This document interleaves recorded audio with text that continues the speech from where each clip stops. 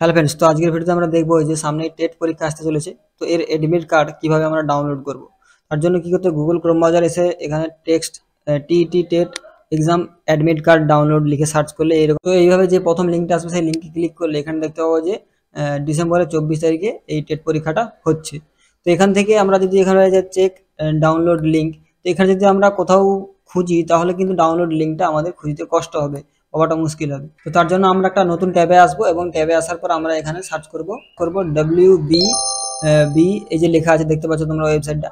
তো এই ওয়েবসাইটটা এই লিঙ্কটা ভালো করে দেখে নাও, এটা লিখে সার্চ করার পর এইভাবে পেয়ে যাবে। এখানে লেখা থাকবে সবের নিচে টিচার এলিজিবিলিটি টেস্ট 2023। তো এই যে অপশনটা রয়েছে এখানে কিন্তু আমাদের ক্লিক করে দিতে হবে। এখানে ক্লিক দেওয়ার পর আমাদের এইভাবে পেজ আসবে এবং এখান থেকে আমরা দেখতে পাবো যে প্রিন্ট ডাউনলোড অ্যাডমিট কার্ড, এই অপশানে ক্লিক করতে হবে।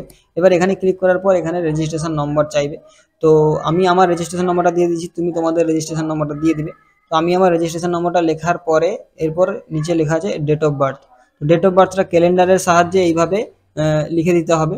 তোমাদের যে ডেট অফ বার্থ রয়েছে সেটা তোমরা এখান থেকে লিখে দিবে।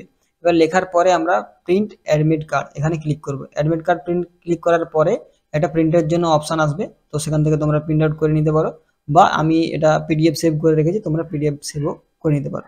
তো এই ছিল আজকের প্রসেস যে কিভাবে আমরা টেট পরীক্ষার অ্যাডমিট কার্ড ডাউনলোড করব।